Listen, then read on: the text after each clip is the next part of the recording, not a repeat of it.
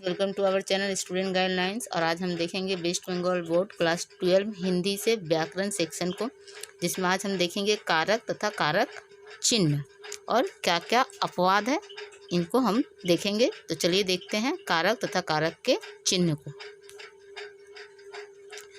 कारक किसे कहते हैं जानते हैं। कारक संज्ञा या सर्वनाम का वह रूप जो वाक्य के अन्य शब्दों से अपना संबंध प्रकट करता है, विशेषकर किसके साथ?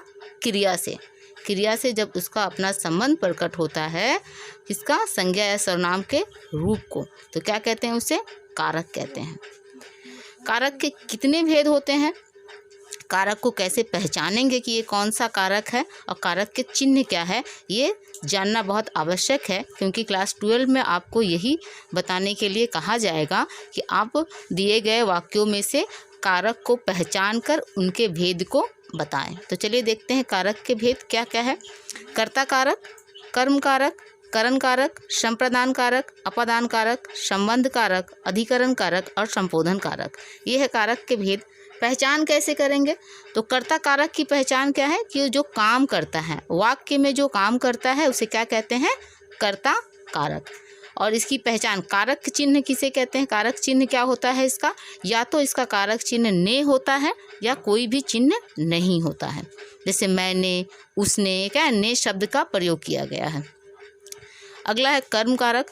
यहाँ पे क्या देखते हैं कि क्रिया का जो प्रभाव है जिस व्यक्ति या वस्तु पे पड़ता है उसे हम कर्म कारक कहते हैं। इसकी कारक विभक्तियाँ क्या क्या है? को या तो कोई भी चिन्ह नहीं है। करण कारक क्या है?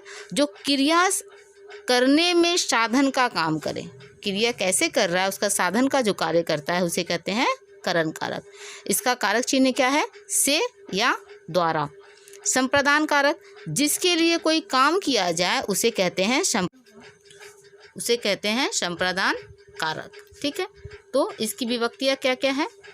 को के लिए। ठीक है, आगे देखते हैं अपादान कारक। अपादान मतलब जहाँ से अलग होने का भाव, किसी चीज़ से जब अलग होने का भाव होता है, जैसे कि पेड़ से पत्ते गिर रहे हैं तो यहाँ अलग होने का भाव हो रहा है, तो इसे कहते हैं अपादान कारक। पहचान अलग होने का भाव होगा। और कारक चिन्ह क्या होती है इसकी? से। संबंध कारक, पता है ये संबंध कारक जब किसी वस्तु के साथ किसी का संबंध प्रकट हो उसे कहते हैं संबंध कारक। इसकी विभक्तियाँ क्या क्या है? का, के, की, रा, री, रे, ना, नी, ने, ये सब जो है इनकी विभक्तियाँ हैं।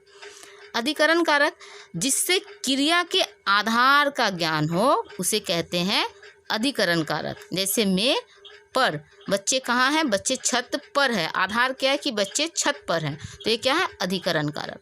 संबोधन कारक, जिसे पुकारने या संबोधन बुलाने का बोध होता है उसे क्या कहते हैं? संबोधन कारक। जैसे इसकी विभक्तियाँ क्या क्या है? हे, रे, अरि, अरे, ओ इत्यादि। जैसे बुलाते हैं ना, अरे सुनो, हे राम, ये सब क्या है? ये विभक्तियाँ हैं किसकी? संबोधन कारक की। चलिए आगे देखते हैं।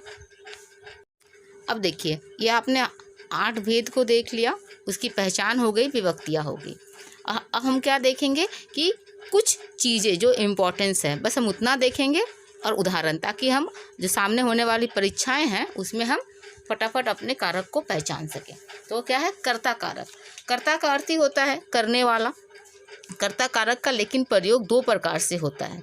एक होता है विभक्ति के साथ या प्रसर्ग जिसे कहते हैं उसके साथ, और दूसरा होता है विभक्ति के रहित, जिसके साथ विभक्ति नहीं लगी होती है। जैसे देखिए यहाँ उदाहरण दिया हुआ है, बालक पढ़ता है। यहाँ पे देखिए ने शब्द का प्रयोग नहीं किया गया है, यानी कि यह विभक्ति रहित सेंटेंस है, वाक्य है, लेकिन ये कर्ता कारक ही है। दूसरा है बालक ने पत्र पढ़ा। यहाँ पे देखिए, यहाँ पर बालक ही कर्ता कारक के रूप में है, लेकिन यहाँ पे विभक्ति ने का प्रयोग किया गया है। अब आगे देखेंगे, सकर्मक धातुओं से बने, भूतकालिक कृदंत से बने क्रियाओं के साथ ने का प्रयोग किया जाता है। कैसे पहचानेंगे? क्या कह रहा है कि अगर सकर्मक क्रिया है, सकर्मक धातु है और वो भूतकालिक क्रियाओं के साथ बन के तैयार हो रहा है सेंटेंस, तो उसमें क्या करेंगे? ने का प्रयोग करेंगे। जैसे राम ने चोर को पकड़ा, सकर्मक धातु के साथ देखिए ने का प्रयोग किया गया है। हालांकि पकड़ा जो शब्द है क्या है? सकर्मक भूतकालिक कृदंत क्रिया है। अकर्मक धातुओं से बने क्रियाओं के रूप में के साथ संज्ञा और सर्वनाम में ने का प्रयोग नहीं होता है। ठीक है, जैसे बालिका हंस पड़ी, है ना, बालक खूब रोया। यहाँ पे देखिए अकर्मक धातु है, इसमें ने का प्रयोग नहीं किया गया है। कुछ अपवाद लेकिन शब्द होते हैं, कुछ ऐसे शब्द होते हैं जिसके साथ ने का प्रयोग होता भी है और नहीं भी होता है। जैसे देखिए लाना, भूलना, बोलना, ये सकर्मक क्रियाएं हैं, है ना। तो इसमें क्या है, लेकिन इनके साथ भूतकालिक रूपों में ने का प्रयोग नहीं किया जाता है। जबकि हमने अभी देखा कि सकर्मक धातुओं के साथ ने का प्रयोग होता है, लेकिन ये सब अपवाद है, इसमें ने का प्रयोग नहीं होगा। जैसे पिताजी सब्जी लाए, वो भूल गया, इत्यादि ऐसे शब्द। दूसरा और क्या अपवाद, खांसना, छींकना, ये अकर्मक क्रियाएं हैं, लेकिन इनसे बने भूतकालिक कृदंतों के साथ आने पर संज्ञा या सर्वनाम के साथ ने का प्रयोग किया जाता है। जैसे नानी ने छींक दिया, राहुल ने जोर से खांसा, इसमें देखिए हमने ने का प्रयोग किया है, जबकि छींकना और खांसना क्या है, अकर्मक क्रियाएं हैं। चलिए आगे देखते हैं। जिस वस्तु या व्यक्ति पर क्रिया का प्रभाव पड़ता है उसे कर्म कारक कहते हैं। जैसे कर्म कारक की विभक्ति को है, जो प्राय सजीवों में लगती है, निर्जीवों में प्राय यह विभक्ति नहीं लगती है। जैसे गुरुजी हम लोगों को पढ़ाते हैं, देख रहे हैं यहाँ पे क्या है, गुरुजी हम लोगों को पढ़ाते हैं, हम लोग सजीव है इसलिए यहाँ पे विभक्ति को लगा हुआ है।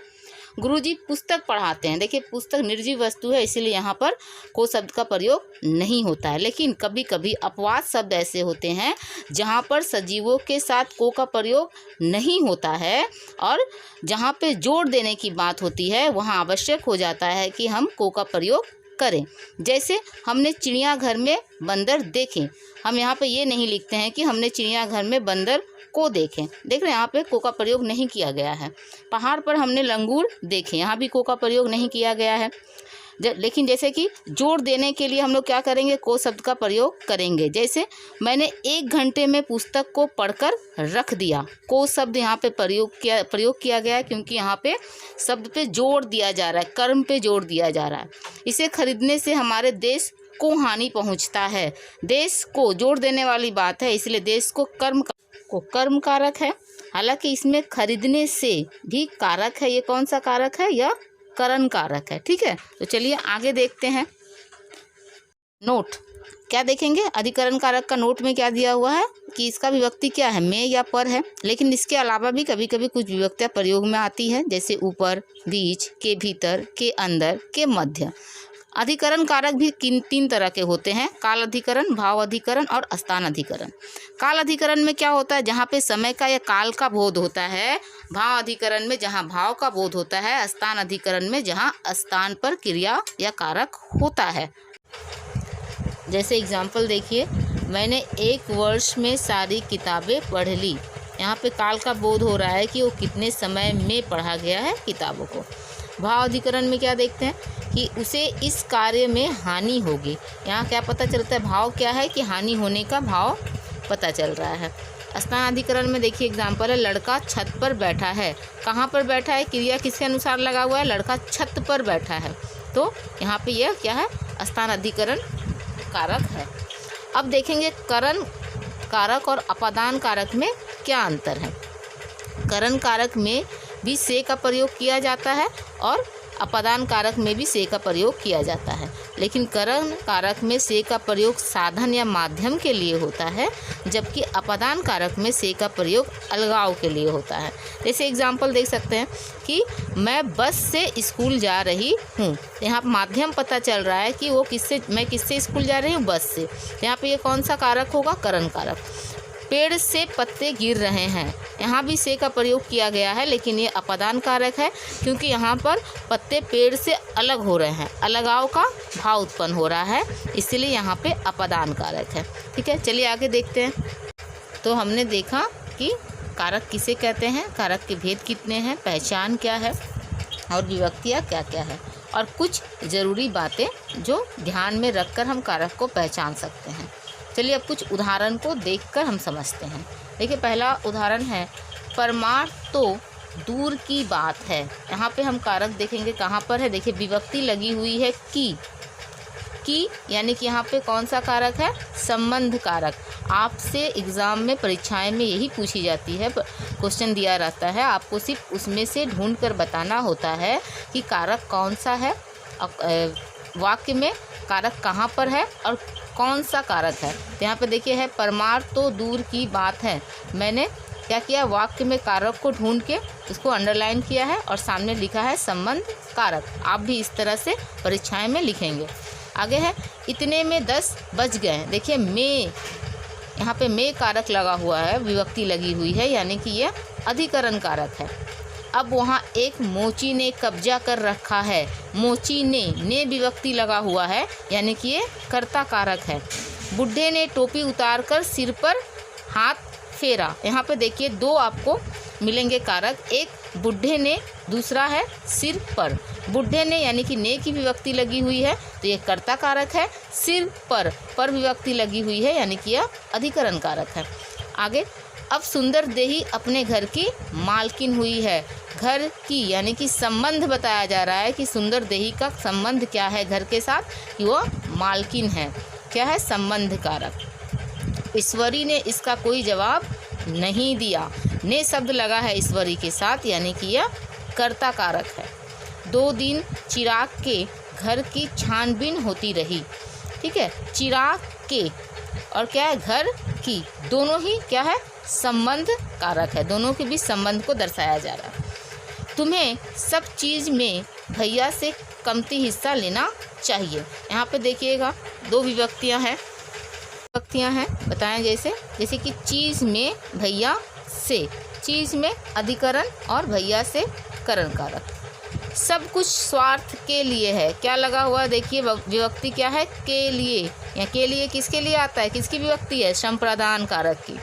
दुनिया में त्याग नहीं है। कौन सी विभक्ति लगी है, में, दुनिया के साथ में लगी यानी कि यहाँ पे अधिकरण कारक है।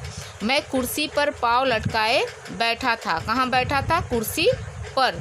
क्या है, यह अधिकरण कारक है। अगर पूछा जाए कि अधिकरण में कौन सा कारक है तो हम बता सकते हैं कि स्थान अधिकरण है, क्योंकि यहाँ पे बोध हो रहा है कि वो कहाँ पर है।